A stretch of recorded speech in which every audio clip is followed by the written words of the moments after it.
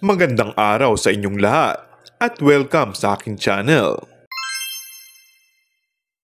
Kilig ang hinatid ni Robby Domingo sa mga nag-ship kina Paolo Avellino at Kim Chiu.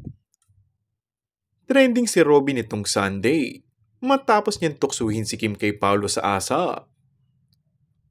Tinanong ni Robby si Kim kung anong masasabi nito sa memorable year niya ngayon 2024. Nagpapasalamat naman ang aktres sa mga sumuporta sa magkasunod nilang teleserye na Linlang at What's Wrong with Secretary Kim, pati na sa mga pumunta sa mga out-of-town show ng Kim Pao. Dito na tinukso ni Robby si Kim. Hirit niya. Actually, andito ngayon si Pao, si Paolo Avellino.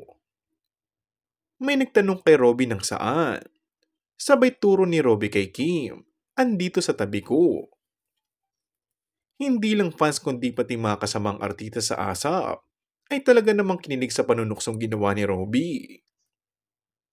Halata naman umano na may alam ang mga ito sa tunay na estado ng dalawang kapamilya stars.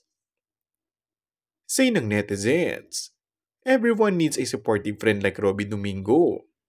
He is very proud of Kim and Kim Pao. Also, it shows how he likes Paolo for Kim. Si Robby na mapang-asar kay Kim Chiu. Hindi to tutuksuhin kay Pao kung connected pa yun sa isa. Friend pa naman yun ni Robby.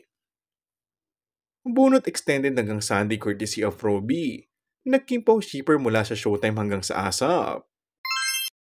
Kung bago ka lang sa akin channel ay mag-subscribe at pindutin na rin ang notification bell. Maraming salamat!